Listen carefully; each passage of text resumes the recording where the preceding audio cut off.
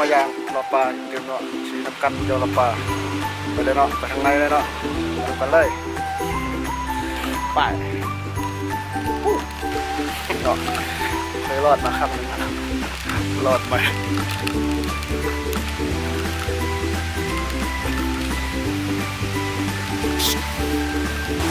ทำวิทมาเนาะเป็นเลยโอ้อันหนึ่ง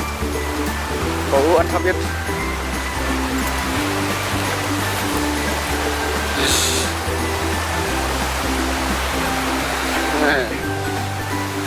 สวยงามได้หลาย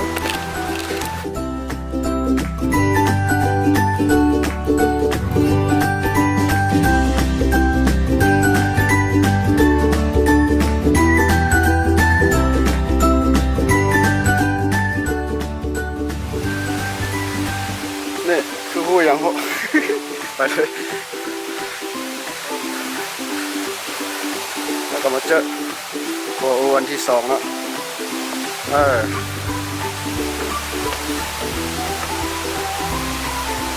ขึ้นไปเลยนั่นมาตกกันลงทำนั่นเลยนี่ไปกันเลย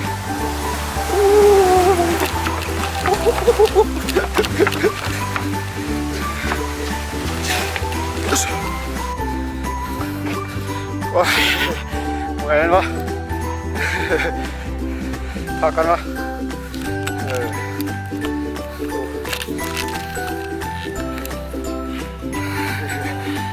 แล้วเขาก็มาฮอดโอ้เส้นที่3แล้วเส้นนี้เป็นเส้นที่ยาวกว่าบูแล้วเนาะ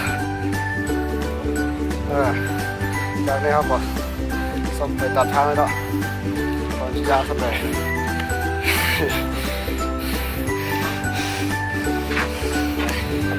ไป let's go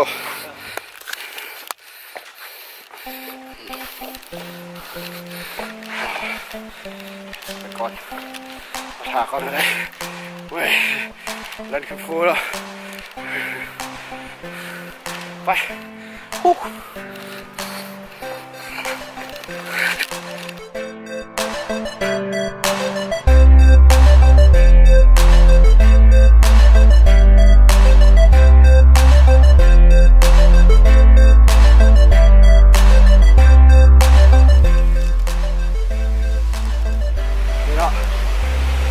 ดันถึง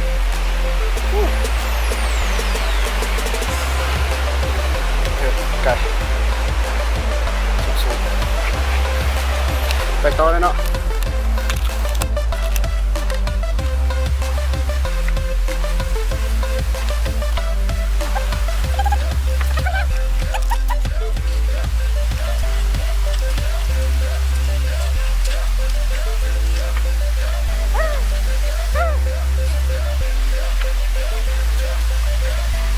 ว้า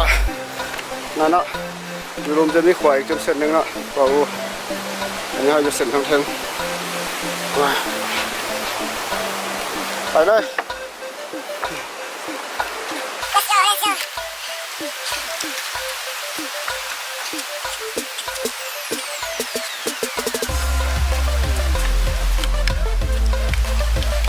ต้นไม้ลบชุด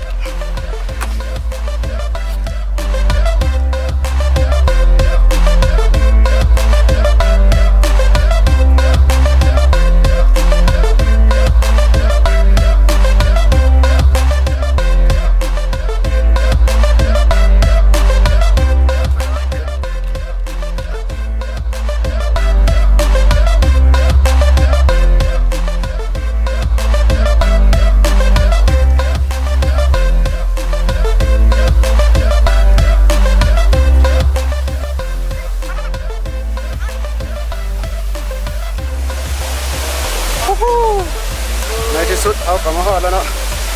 น้ำกัดโยลานั่นน้ำกัดเนาะอยู่ข้างหลังสวยงามเลยเดี๋ยวเราจะเข้าไปใกล้ๆกันเลยเนาะไปไปใกล้ๆกันเลย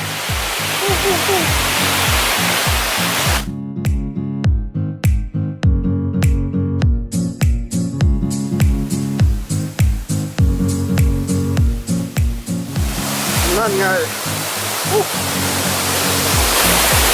สวยงามเลยสวยงามเลย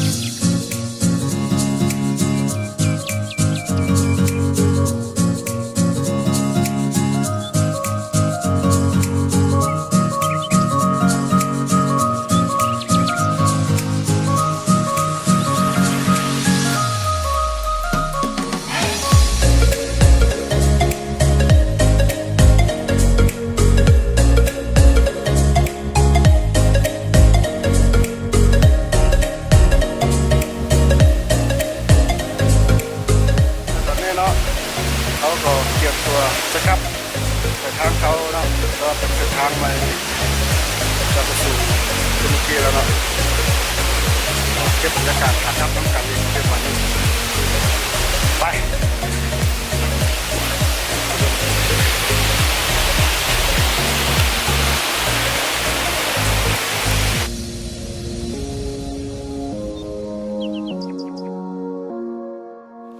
ครับเขาก็จะเจออีกเรื่องขวาอีกขวาหนึ่ง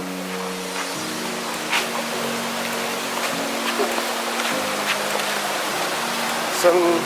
ตอนมาเขาเบิ่งมาจากทางนั้นเนาะพอถึงตอนมาเราก็เนี่ยขาไปแล้วขากลับเพื่อนขาไป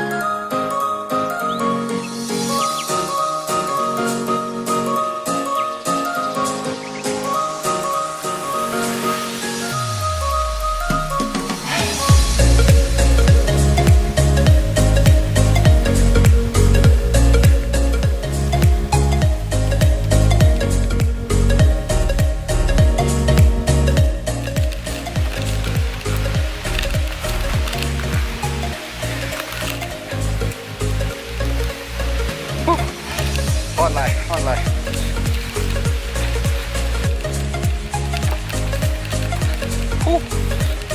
เข้าไปขั้นไปในที่สุดเขาก็ออกจากบ้านแล้วเนาะขวัญขวัญมากลับเลยนี่รถถ่ายนี่แล้วเนาะเป็นตัวไปแล้วเนาะ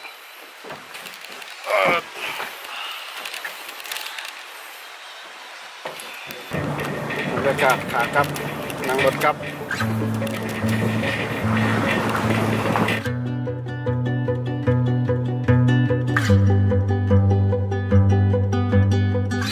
ชมวิวจุดหนึ่งงามหลายด้านหลังงามหลายผู้ว่าเข้าไปในจอเลยงาม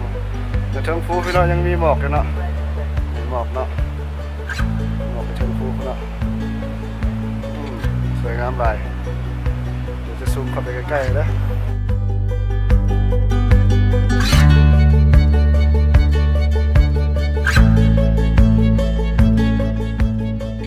นี่เนาะเอามาสมบอลตั้งเต้นเนาะเต้นนอนของแขกที่มาพักอยู่ยอละป้า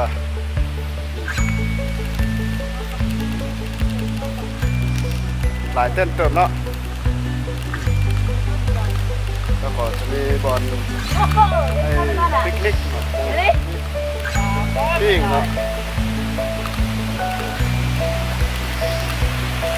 ด้านนี้ก็จะเป็นลำธารนี่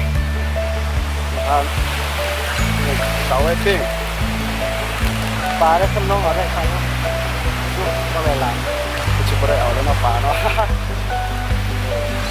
ด้านนั้นก็มีอีกเนาะเต้นเนาะสำหรับการปิกนิก โอเคให้พอมือ โอ้ปลาก็เวลาน่ะเอา บ๊ายบาย งั้น ขึ้นลงเอาได้ที่ข้างเลยดูเขามาปีนมานี่อยู่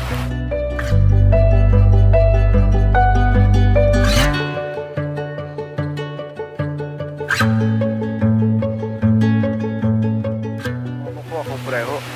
พ่อมะพร้าวเอาไปฝากป่า ลักเอาสะบอนป้าไปอยู่เนาะลักเอามาไว้แจกหัวอันนี้เขาไว้ตะข้างโต๊ะ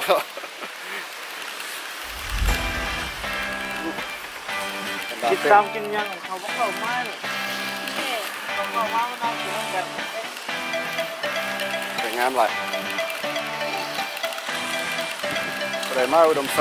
มานอนได้เด้อเต้นย้ำหนาว พวกนี้มาลินพวกนี้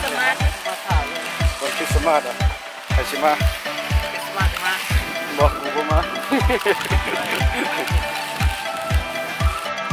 สำหรับคลิปนี้เขาก็จะจบกันเพียงเท่านี้เนาะเราพบกันใหม่ในคลิปหน้าอย่าลืมกดไลค์กดติดตามไปด้วยเนาะเราจะอัดคลิปมาให้เบิ่งอีกสุดใหม่อย่าลืมด้วยกด Subscribe หรือว่าติดตามบ๊ายบายสบายดี